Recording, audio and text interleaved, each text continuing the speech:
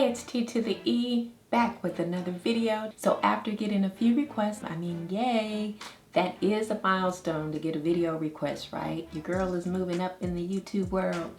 But I'm super excited to shoot this video and share with you guys my top 5 apps that I use to create almost all my social media and YouTube content. These are tried and true in my book and truly make content creation a breeze for me. And I'm hoping some of them will actually be a game changer for you. I'm not sponsored by any of these apps, but I'm claiming it from the universe that one day that will all change. In the meantime, if you guys want an inside look at the apps I use on a daily, what I use them for, and some of the pros and cons, all you gotta do is keep watching.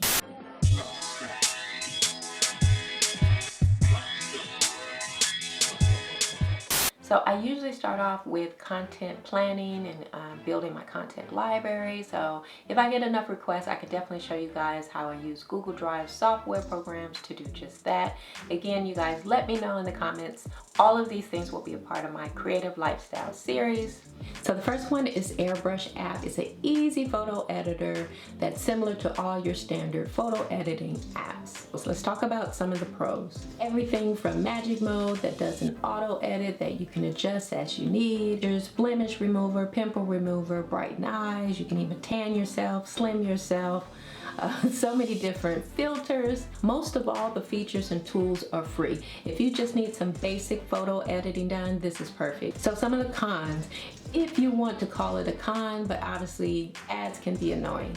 Honestly, it's never really been distracting enough for me to want to delete the app, and I actually can appreciate that they offer such great features and tools for free, so I don't really mind it at all. You get so much to work with. I promise you, I only use 10% of what they offer. Main reasons I use it is to wipe my backgrounds and my eyes, remove blemishes, and even if there's something like in the background that kind of throws the photo off, I usually use, I think it's the acne tool to kind of remove it. So it just takes a little bit of time and manipulation, but it beats jumping to Photoshop on my desktop. And of course, I use it for the filters. There's so many of them, but I try to stick with 1 or 2 at most, especially when you're trying to build a cohesive color theme. There's also the makeup feature, but I tend to stay away from that one because it can look a bit overdone. But I guess you can just adjust it as needed. You can kind of remove the eyebrows or blush or lipstick, and you can put it on thick, or you can bring the toggle down a little bit just to kind of enhance your look. So another really great app that I enjoy using is the preview app for Instagram, where you can preview your content before you actually post it. They do have other features and tools as well, which is great. And one of the major pros for me is the drag and move feature, where you can move the photos around to create a more cohesive look. See what works, see what doesn't work. You can add 1-minute videos. You can add filters, and you have the ability to edit photos within the app. You can set up hashtag categories, write captions, and even schedule and post to your Instagram from the app itself. It will automatically copy the caption, and all you gotta do is paste it. And the best part about it, it's free. Now, as far as cons, not really any cons for me. I do, however, wish they had a desktop version. It would be so much easier and more helpful to see your layout on a bigger screen. There's some pro features I know nothing about because I have the free version only. But with the pro version, you do have access to more analytic insights as well as your competitors' insights. Insights like most liked, commented, top photos and videos, your engagement, etc., etc. I typically use it after I plan my content and build up my content library for the week, or if I'm really ahead of the game for a month. I've shot my YouTube video content and cut my IG clips. I've taken photos. And once all of that is done, I'll input that into the preview app so I can see what it looks like visually before I post it. But again, if you're just looking for a way to see before you post, then this gives you that and so much more. And that is the reason why I really love this app. By now, everyone should know about or be using Canva. It's a super easy, functional, easy drag and drop graphic design editor where you can create original or template-based graphics for all types of things. I create all my Instagram designs, and I also use it to create my YouTube thumbnails. Now, I do some of my customizations in Photoshop, but I think it's a great way to create on the go. Now with some pros. I don't even know where to begin. It's free. But there is a pro version that you can either pay a monthly or annual subscription for, and just like others, you're loaded with all these additional features.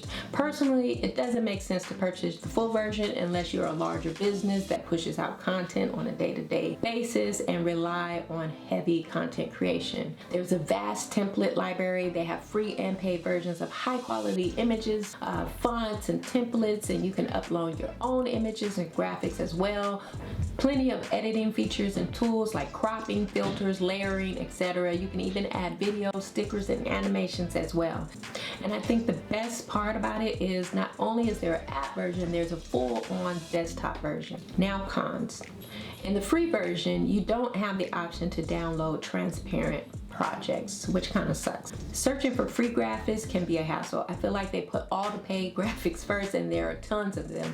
The filtering option is only in the pro version. Overall, the great thing about Canva is that it's jam-packed with features in the paid and free version for creatives and non-creatives. As a creative with an eye for design, you can leverage your out-of-the-box skills to create unique and original content for your brand. Even if you're not the creative type, there's plenty of inspiration, but you may run the risk of seeing some of your same templates or photos on social media. As much as I use it, I can definitely spot a Canva template across my feed. But who really cares if the content is on point? It's on point, right? Perfect Video is a really easy to use editing app that has a lot of features where you can quickly trim, split, reverse, rotate, mirror, flip, crop, add subtitles, and even add your own watermark. You can also add photos and text, transitions, music, and voiceovers. On to the pros. As far as the pros, I'm going to talk about the pro version because I can't really remember what the free version offers in comparison. But if you decide to download it and try it out, at least you will know what to expect if you upgrade. In the pro version, you have picture-in-picture, you have keyframe animations, you have split screen, playing two videos side by side. You have the option to blur out parts of your video. You have the option to pixelate or blur or highlight certain parts of your video. The video color adjustment for brightness, contrast, saturation, all in real time. Photo motion, you can set Ken Burns effects for photos, zoom in and zoom out. So whatever you can't do in the standard for only $10, you can do in the pro version. But aside from that, there's no ads, easy to use. You can change the canvas size, the background, rearrange the order of the videos, which I really like. They added a feature where you can click on a video and a second menu is provided, and once you're done, there's a numbered arrow prompt. You can click to move to the next video, to edit, making it super convenient. I'll have to show you guys in the video so you guys can see what I'm talking about. There's an undo feature, which I absolutely love, and I'll tell you why later. Basic but good animations. There's an apply to all transition or individually. You can add 4K videos and export in 4K. I could really go on, but let's move on to the cons. It will crash from time to time. Sometimes it's a bug, sometimes during exports, where I usually use the compress and export option, and that tends to work. But if it happens while editing, I found it to be because of the lack of storage. So I've had to go back and delete a bunch of photos and videos I don't need, and that usually solves the problem. I believe with the 4K video, you can't do PIP. I usually shoot in 4K on my phone, so it really sucks if I have my main video and then I want to overlay it with a B-roll clip and it's in 4K, can't use it. So just something, I cannot talk right now. So just something to think about. I actually purchased the full version, which I believe it's like $10 a year, and in my opinion, it's worth it. If you use software programs like Premiere or Final Cut Pro for basic video editing, like for YouTube and social media, then this one is a breeze for editing on the go. I told so many people about this app because it's so easy to learn for beginners too. And if you have a creative background, or if you just have an imagination imagination, you can really cook up some good content. I mainly use it for social media content creation where I need to do a quick turnaround. For more complex editing, I tend to stick to, Final Cut Pro and Premiere. Let me know in the comments below if you've heard of this app or used it before, or any other video editing app that you absolutely love. Sometimes it's really hard to find apps that are tried and true, so I want to test some other ones, because right now this one is my fave by far, but I do have another one I tend to use hand in hand with this one that I will talk about next. Inshop is another video app that comes with features that Perfect Video doesn't have. In my opinion, I would say Perfect Video is the more conservative app in comparison to this one, which is more trendy and fun. I say that because it includes meme and animated stickers, more advanced filters, effects, and transitions. As far as the pros, aside from all the cool creative editing features and capabilities, I am so glad this app lets you edit or see your layers compared to Perfect Video, where there's no layer view at all. You are able to see the layers and edit them as such. As far as cons, it wasn't intuitive at first, but since their updates, they finally added something as simple as an undo button. Child, about time. I am still having trouble with the split trim tool, whatever you want to call it. It's such a headache to use. At first, I could only edit and save one video, but now you can save multiple. If you don't have the pro version, you don't have access to the stickers, filter packages, and you will see advertisements, and you will have a watermark on your final video. Now, I tend to use this app only when I want to add some bells and whistles or need to use the sharpen tool, and sometimes for the more trendier transitions and their sound effect library. I do have the pro version of this as well, so not sure how it compares to the free version. Overall, if you want to use this editing app alone, I think you will be just fine. It's a great addition to my go-to apps.